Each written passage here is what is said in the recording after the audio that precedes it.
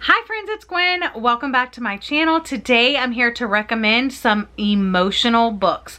My friend Jordan from Sorry Book Solid beat me to the punch and recommended 25 emotional books. Of her list, there were quite a few that I would have recommended, but I'm trying not to have any repeats. So that way you get 25 recommendations from her and then you get a whole bunch of new recommendations from me.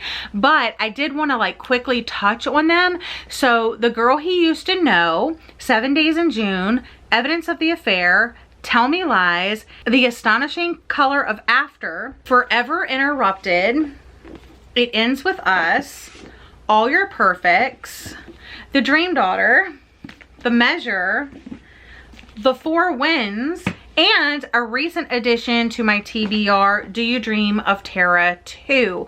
So those are all books that she recommended over on her channel. If you're interested in a synopsis and her thoughts, definitely check out her video. I will have it linked down below.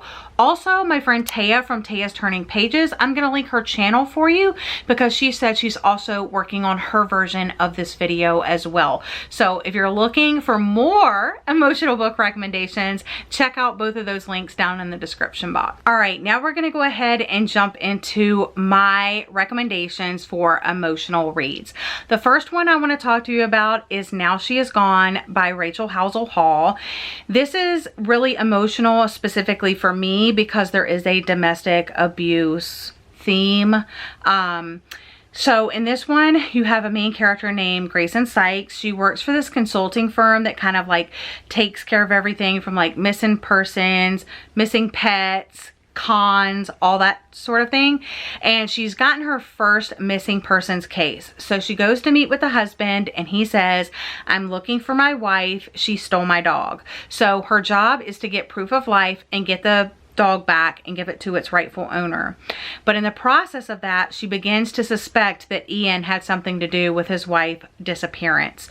It has like a couple of different timelines going on in it. There's a lot to unpack, but the domestic abuse timeline felt so real and so raw and so believable that it just like really hit a nerve in me. So if that's something that's going to be triggering to you, definitely don't pick it up. All right, the next one I want to talk about is The Unsinkable Greta James. I picked this up from the library, so I don't have a physical copy, but this one is about a daughter and her father that end up going on a cruise that her father and mother were supposed to take, but her mother passed away and now they're going on the cruise anyway. I think there's also some of her parents' friends are on the cruise as well. Greta and her father really don't get along, or they haven't been getting along. So there is the grief storyline, and obviously they're both grieving. You know, the dad's grieving, she's grieving, but also you're trying to figure out like what happened between them and can it be okay. So definitely recommend both of those. Now let's jump into some books that I actually own copies of. The first one being The Dead Romantics by Ashley Poston. This will not be the only time that you hear me talk about this book because I'm going to put it on every single recommendation I possibly can until everybody reads it. Absolutely loved this book. 5 out of 5 stars. So this is about a main character who is a ghostwriter for a very well-known romance author. She has a new editor that she's unsure if the editor knows that she's a ghostwriter or not. She goes to get an extension on her book that she's writing. She does not get one, and before she can turn in the book, she's pulled back to her small hometown where her family runs a funeral home, and she's there to help bury her beloved father. And when she's there, a ghost shows up, and oh yeah, she can talk to ghosts. So she's talking to this ghost, trying to get them to like move on, you know, figure out what they need to be able to move on. But she's also there to bury her father, which is of course very, very like emotional. Next up is Always in December. I recommend you picking this up in wintertime, specifically around the holidays. I really don't want to touch on like why it's emotional, but in this one we have two people that meet around the holidays. They have a great time and then life gets in the way and they're pulled apart, but then fate intervenes and they keep bumping into each other, and yeah, a romance ensues and then sadness ensues, and yeah, yeah, I was definitely crying like a baby at the end of this one. Next up, I want to recommend 2 Nina LaCour books. I love both of these. I love Nina LaCour's writing. I think this is her debut. I'm not entirely sure. So Hold Still by Nina LaCour and We Are Okay by Nina LaCour. Both of these deal with loss and grief. This one specifically is about a girl that has lost her friend to suicide, and now she's trying to find like her place in the world without her best friend. But yeah, both of these deal with very, very heavy topics. They're both also very, very short. So if you're looking for like dreamy writing with a lot of grief and sadness and emotions, I would recommend these 2. Next up is After I Do by Taylor Jenkins Reid. This is one of my favorite Taylor Jenkins Reid books, but she is my favorite author, so like all of her books are my favorite. I really like this one because I felt like it was an honest portrayal of what marriage actually looks like, that it's not a fairy tale, that there's going to be times they're going to get on each other's nerves, and just what love looks like and how hard you have to fight for it. So in this story, our couple decides that they've had enough, that they can't do it anymore, and that they're going to take a year off. They're just going to go their separate ways, and they can't contact each other for a year. No emails, no social media, no telephone, nothing. She's going to stay in their apartment, and I think he's going to, like, he rented another apartment or something like that. So for an entire year, you're following the female character as she is trying to find out who she wants to be in life. Does she want this relationship to continue after a year, and so forth. And it just, it's so good, you guys. Next up, if you wanted to see me cry on camera, I think it was like 2 years ago that I read this, but The Last Letter by Rebecca Yarros. The last letter today, because I'm really, really excited. I heard it's really emotional, and I'm just ready for it.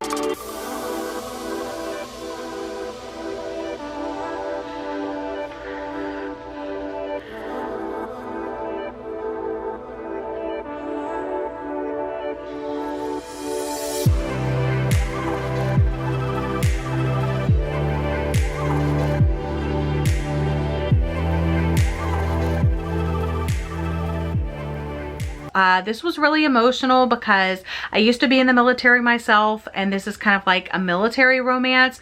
So you have these 2 buddies that were in the military. One of them got killed, and he received a note that said, if you're reading this, well, you know the last letter drill. You made it, I didn't. Get off the guilt train, because I know if there was any chance you could have saved me, you would have. I need one thing from you. Get out of the army and get to Telluride. My little sister Ella's raising the twins alone. She's too independent and won't accept help easily, but she lost our grandmother, our parents, and now me. It's too much for anyone to endure. It's not fair. And here's the kicker. There's something else you don't know that's tearing her family apart. She's going to need help. So if I'm gone, that means I can't be there for Ella. I can't help get them through this, but you can. So I'm begging you as my best friend, go take care of my sister, my family. Please don't make her go through this alone. Ryan.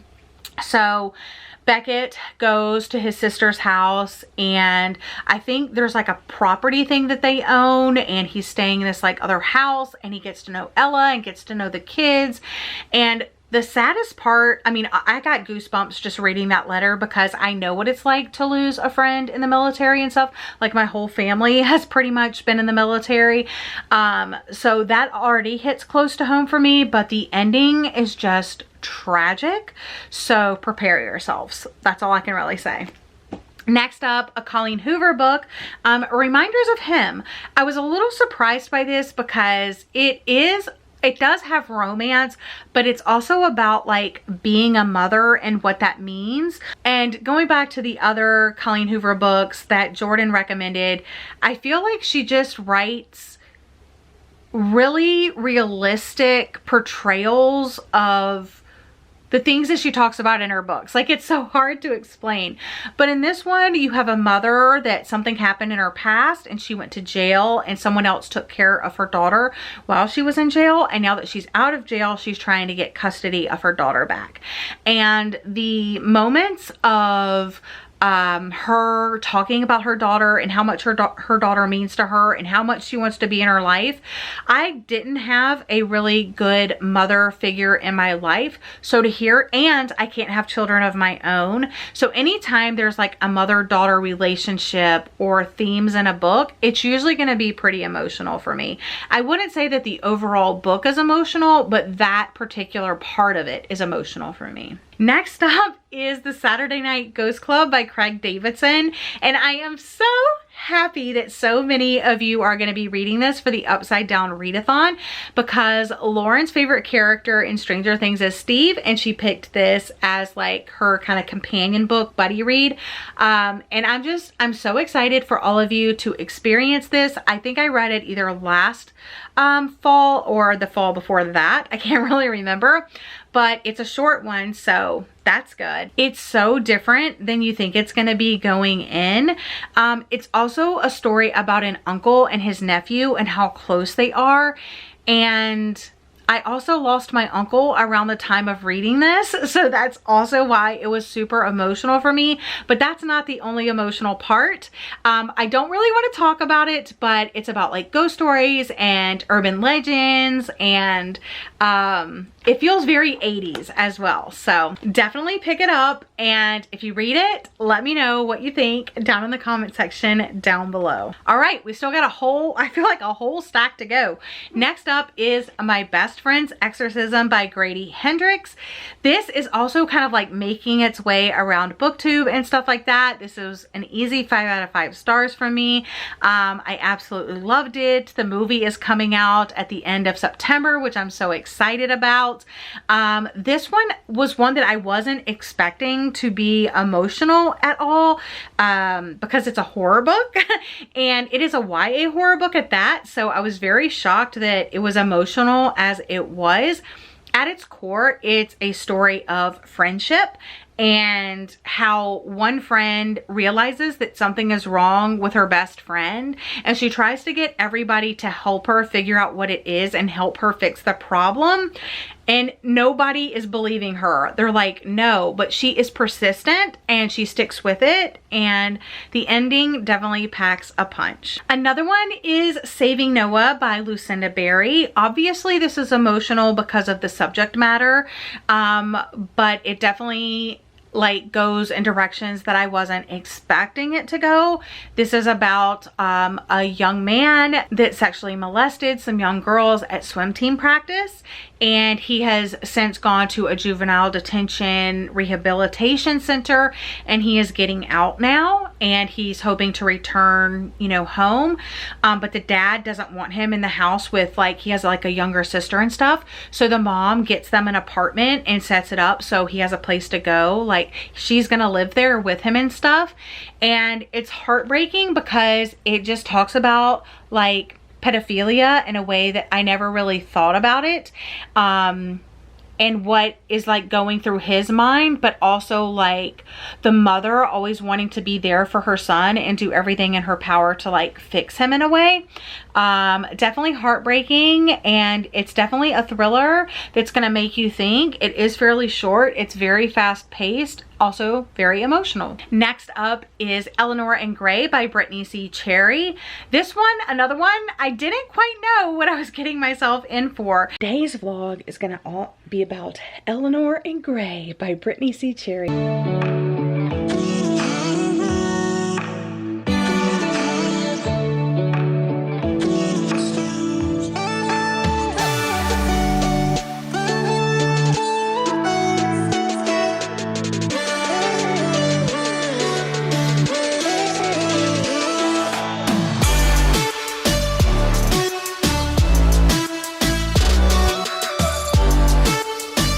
This is a childhood friends to lovers romance story about Eleanor and Gray. They knew each other when they were like young kids, and they were like the best of friends, and then they moved away from each other. Then later in life, Eleanor actually becomes a nanny to Gray's kids, and again, don't want to say too much, but there's lots in here that makes it emotional, and I highly recommend it. Also, can we talk about this beautiful cover? a nonfiction recommendation, Hunger by Roxane Gay. I thought this was super emotional because this is Roxane Gay's memoir about food and the time that she got sexually molested by a group of young boys and what that has done to her body, to her mind, and to her relationship with food, and just so much. Obviously, that's very emotional to read about, but the event, but also the after effects of that trauma. Another nonfiction book that I want to recommend is The Glass Castle by 𝒍𝒊𝒏𝒌𝒔. I loved this so much. It's about you mainly follow a young girl as she is talking about, like, 𝒍𝒊𝒏𝒌𝒔, about her family and how they raised her. And it was just like really sad because, you know, they didn't really go to the doctor. They didn't really have good nutrition. Her parents kind of like lived this very interesting lifestyle. Yeah, their ideals and stubborn nonconformity were both their curse and their salvation. And I also watched the movie, and I actually recommend both. So if you're looking for like a nonfiction memoir, definitely check this one out. I also have another nonfiction memoir for you, and that is The Sound of Gravel by Ruth Werner. This is about Ruth's life growing up in a polygamist cult. So she lived on this farm in rural Mexico, and she was like, I forget, 39th of her father's 42 children.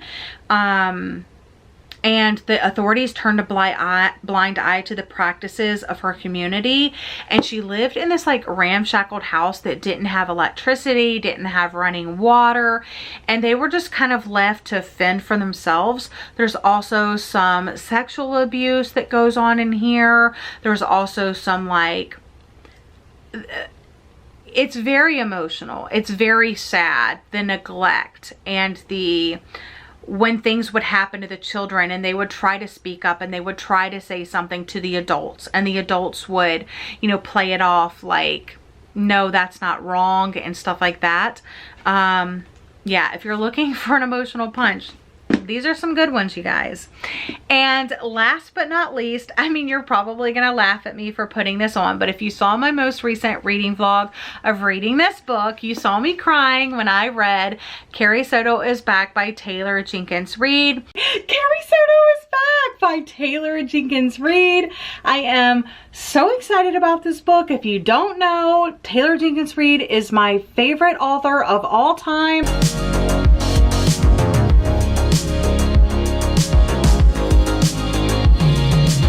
The part that makes me emotional in here is it is about a father and a daughter relationship. It's also about her making a comeback into the tennis world. It's also about her relationship with her father, because her mother died when she was fairly young, and her father raised her as like a single dad. And he's her father, but he's also her coach, but he's also her #1 cheerleader, and just like the balance of that, and I just loved it, you guys. So definitely check out that reading vlog if you haven't. Watch me cry on camera yet again. But those are my emotional book recommendations. Don't forget to check the description box for my friend Jordan's video. Like I said, she has 25 separate recommendations for you. Also, I will link Taya's from Taya's Turning Pages, her channel down below, because she said she's also going to do a recommendations video. So that's it for me. I hope you enjoyed. I hope you're having a lovely day or night, and I'll see you guys again in another video very soon. Bye, guys.